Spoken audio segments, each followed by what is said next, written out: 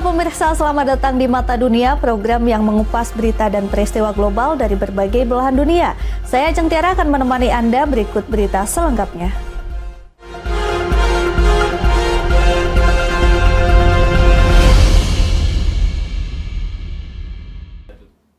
Informasi yang pertama, pemirsa, langkanya persediaan siput segar di Amerika membuat seorang chef banting setir menjadi peternak siput organik.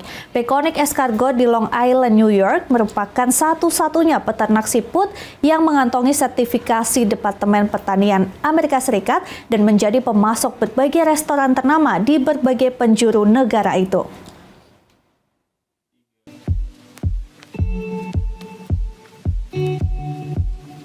The snail farming came about just a realization that there was a gap in the market.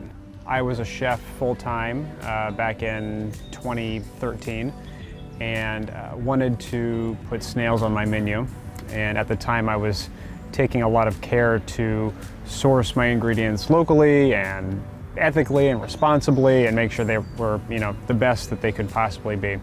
And I wanted to do a snail dish, an escargot dish. And so I started looking to see if I could find some snails for this dish, and all I could find were canned or frozen snails.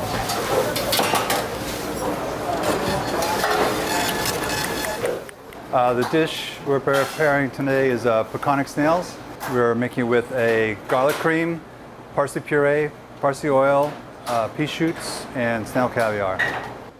Just like that they're local and fresh. I mean, our only really option is like the canned, industrially produced French import snail. And it's the same as it is everywhere. We are the only USDA certified snail farm in the country.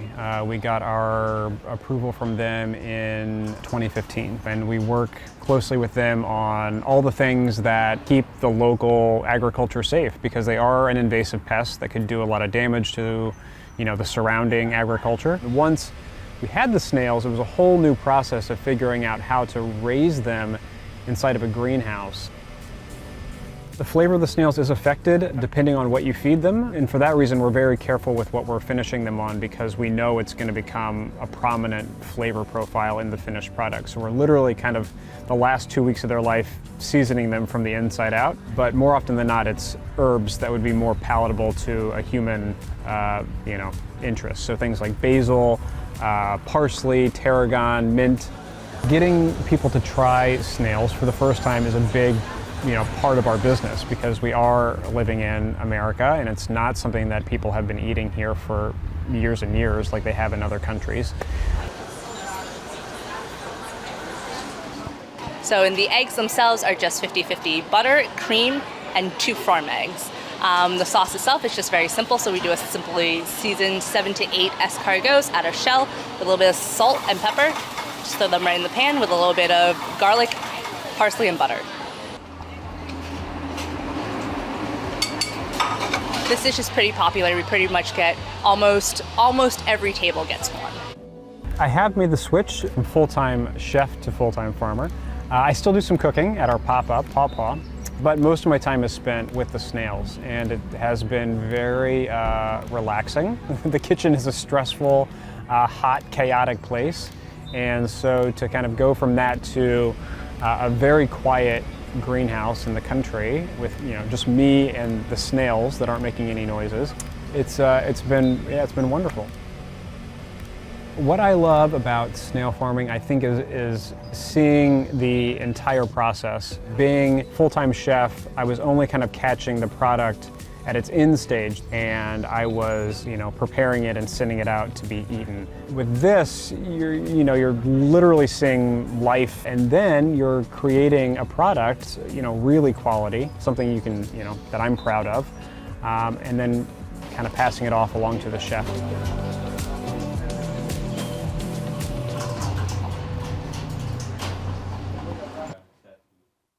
Sementara itu, pemirsa, industri tiram Amerika Serikat mencapai nilai 200 juta dolar lebih per tahun dan memicu maraknya budidaya tiram di sejumlah wilayah perairan.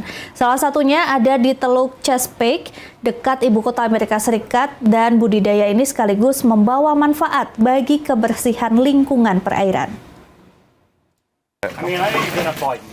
Scott Baden adalah salah satu mitra pendiri Orchard Point Oyster Company yang berpusat di Maryland. Ia menyebut dirinya seorang petani meski ia bekerja di air, yakni di Teluk Chesapeake yang adalah muara terbesar di Amerika Serikat. Farming oysters, by its very definition, it's an ag practice. It's considered aquaculture, which is considered agriculture. We're controlling the oyster the whole way throughout its life cycle, controlling the environment it's raised in. I should switch with Trey, huh? Tiram merupakan filter air hidup. Mereka mengambil air kotor, menyaring kotoran, dan melepaskannya kembali ke lingkungan perairan mereka.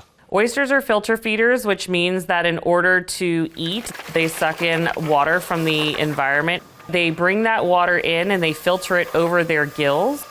And it's a really important service that oysters provide, actually. Pemerintah negara bagian Maryland berperan dalam memastikan keamanan pangan. And then, the Department of Environment does monitoring of all our lease sites and all the shellfish areas in the bay.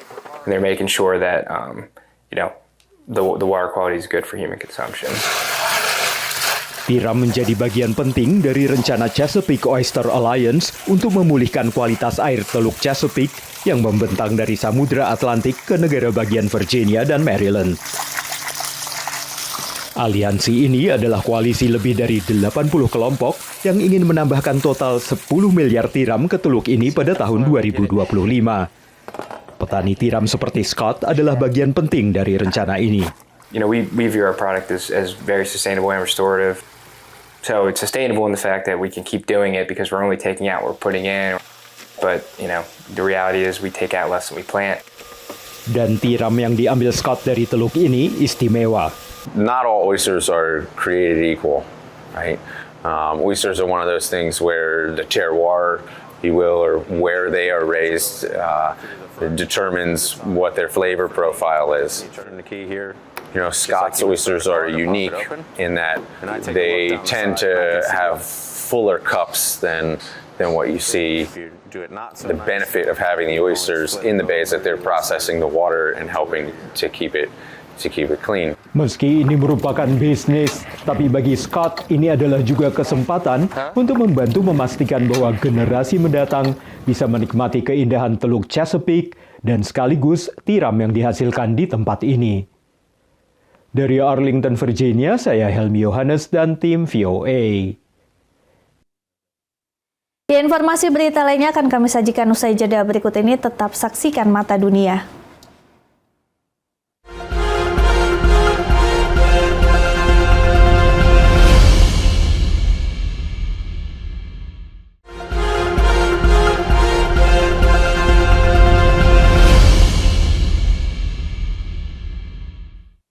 Ya, melalui food truck, sejumlah diaspora Indonesia di Amerika Serikat menjadi duta kuliner memperkenalkan Indonesia ke warga Amerika Serikat. Arnis Kitchen, food truck milik Muhammad Fahri Raja Bintang, menawarkan kuliner tradisional Minang di lapangan The Mall yang banyak dikunjungi wisatawan di Washington DC. Dari pantai timur hingga pantai barat. Dari kota kecil yang hanya berpenduduk 500 jiwa hingga ibu kota Amerika. Inilah para duta kuliner Indonesia di Amerika. Dari food truck-nya, diaspora ini dengan bangga memperkenalkan kelezatan berbagai kuliner khas tanah air dari sate. This really smells fantastic, so I'm really looking forward to trying it. I think it's going to be good. Hingga nasi campur dengan rendang dan telur. They come every Friday and I'm down here faithfully. That's from my country. Dan inilah Muhammad Fahri Raja Bintang, pemilik food truck Arnis Kitchen di Washington DC. Ia sedang memperkenalkan teh dingin segar dari Indonesia kepada pembelinya.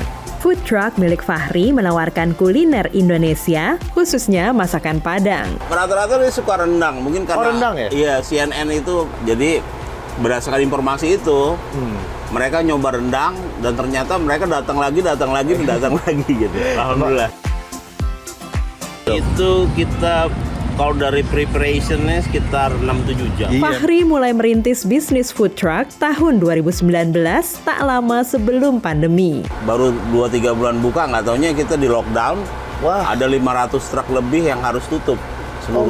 Seluruh truk di DC Di itu. seluruh DC? Iya, harus. Tapi alhamdulillah nggak tutup, Mas. Iya, terus saya coba cari alternatif lain. Oh iya. Jadi saya switch ke Indonesian Community. Setelah pandemi, Arnie's Kitchen mulai membidik pangsa pasar warga Amerika. Memilih lokasi di sekitar lapangan The Mall yang banyak dikunjungi wisatawan, food truck ini tak sekedar menawarkan rendang, sate atau batagor, tapi sekaligus membawa nama Indonesia di ibu kota Amerika ini. Terus itu citra Indonesia itu harus kita tonjolkan ke dunia. Betul. Fahri pun berharap pemerintah mau membantu pemilik UKM sepertinya untuk semakin mengangkat nama Indonesia di Amerika. Dari Washington DC, Dania Iman, Nia Iman Santoso, dan tim VOA.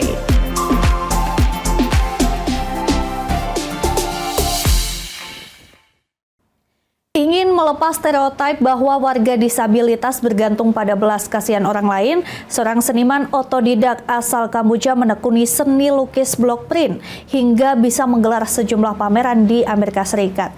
Kini ia membantu seniman difabel lainnya dalam mengembangkan dan memasarkan produk.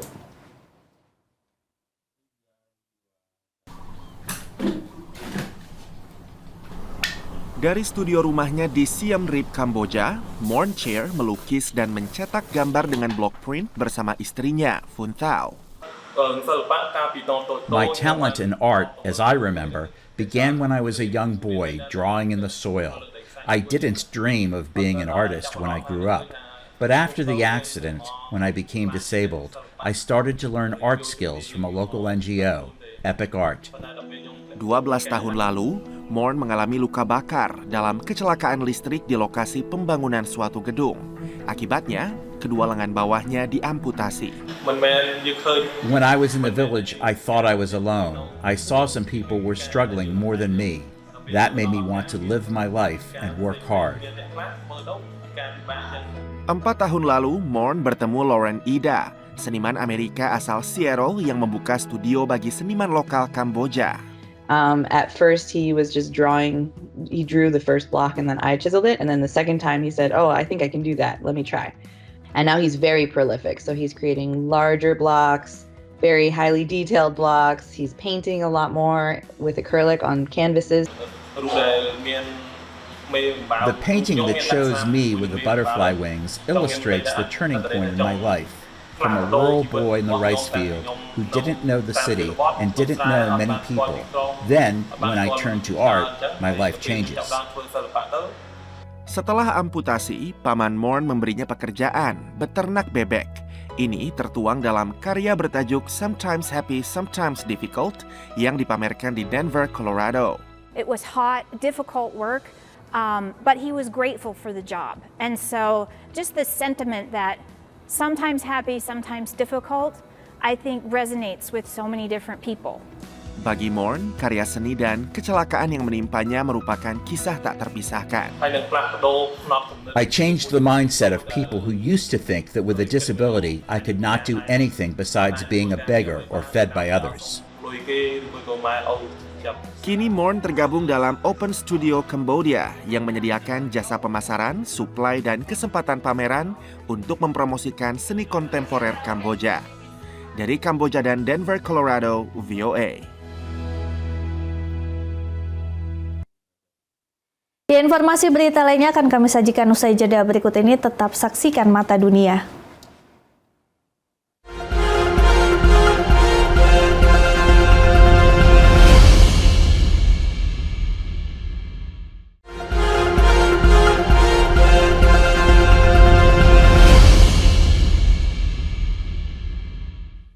Terima kasih Anda masih bersama kami. Pemirsa, Afrika adalah penyumbang emisi gas rumah kaca terendah di dunia menurut Badan Lingkungan PBB. Namun benua ini paling rentan terhadap dampak perubahan iklim. Karena itu sebuah badan amal asal Amerika Serikat membantu sejumlah komunitas di Afrika untuk mengembangkan ketahanan terhadap perubahan iklim.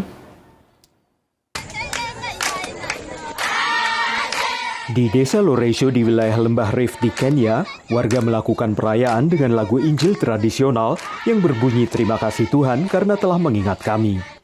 Desa ini terletak di sebelah selatan Danau Baringo dan telah mengalami kondisi sulit akibat perubahan iklim. As community, we've experienced some long dry spell. At the same time, we've been experiencing a peculiar rainfall for short time or for a long time. Ilmuwan iklim mengatakan aktivitas manusia telah mencemari atmosfer dan alam sedang berjuang untuk menyesuaikan diri. When nature is fighting back, it is fatalistic. That is what we are experiencing now. We are having more of extreme climatic events and very frequent and quite biting. So the droughts that we are having will be very, very intense. The floods that we are having will be very, very damaging because nature is trying to readjust itself by fighting back. Menurut program lingkungan PBB, Afrika hanya menyumbang 3,8% dari emisi gas rumah kaca dunia. Tapi warga Afrika merupakan salah satu yang paling rentan terhadap perubahan iklim. Warga ini mengatakan ia kehilangan semua ternaknya akibat kekeringan mematikan di wilayah tanduk Afrika dan mengungsi dari rumah keluarganya 2 tahun lalu akibat naiknya permukaan air Danau Baringo. Shamba luka tuko naye, tuko na shamba mbili mwenyewe. Tuko shamba mbili, ingine iko pande ile, na mimi napoteza hiyo shamba yote. Organisasi nirlaba Amerika Give Directly membantu warga dengan memberikan uang tunai hingga $1.000 untuk mengembangkan ketahanan terhadap perubahan iklim.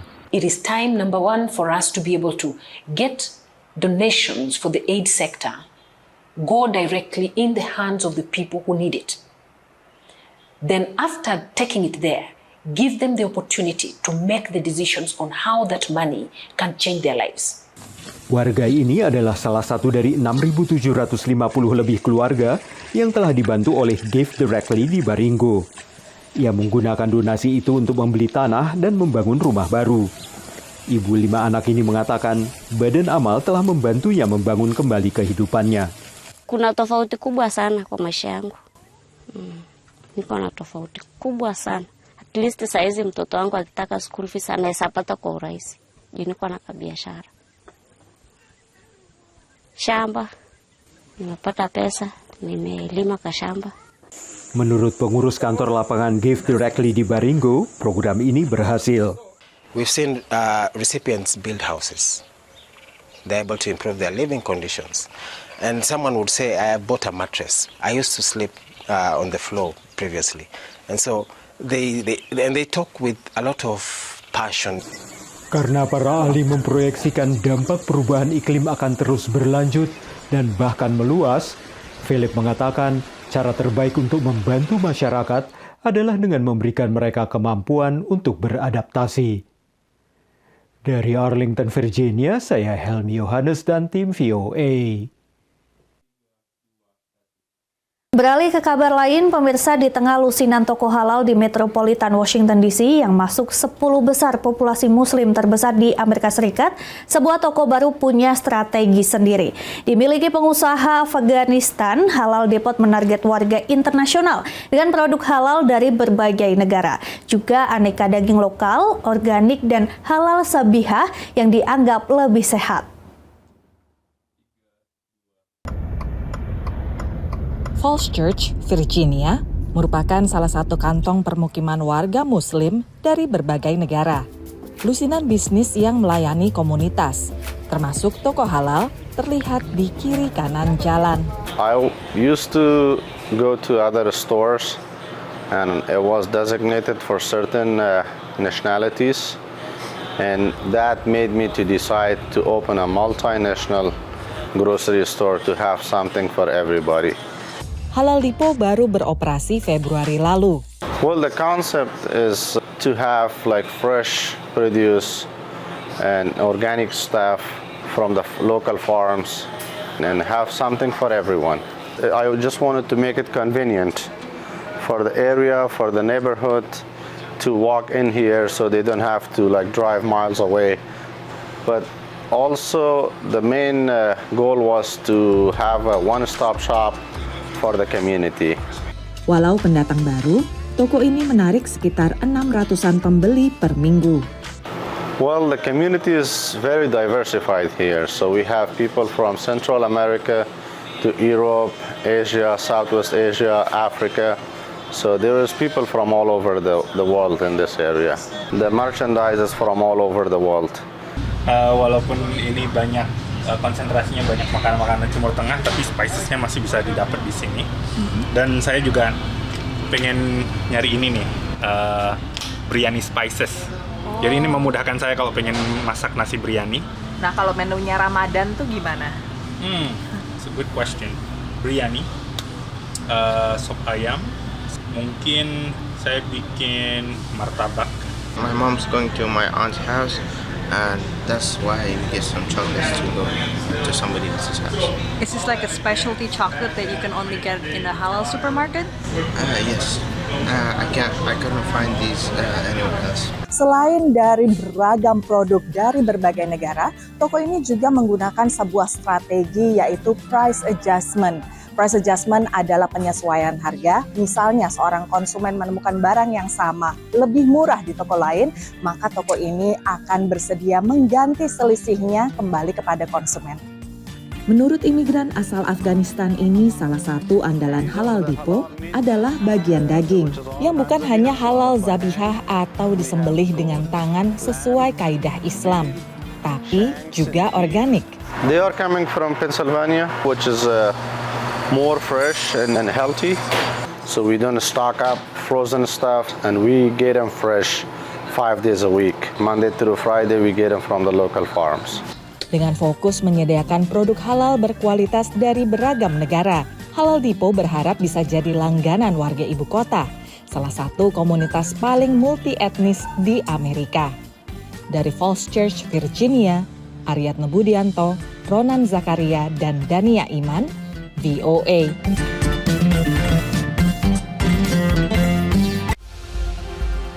Ya pemirsa, demikian Mata Dunia kali ini. Saksikan informasi lainnya di Berita Nasional TV. Saya Ajeng Tiara beserta kru yang bertugas pamit undur diri. Terima kasih dan sampai jumpa.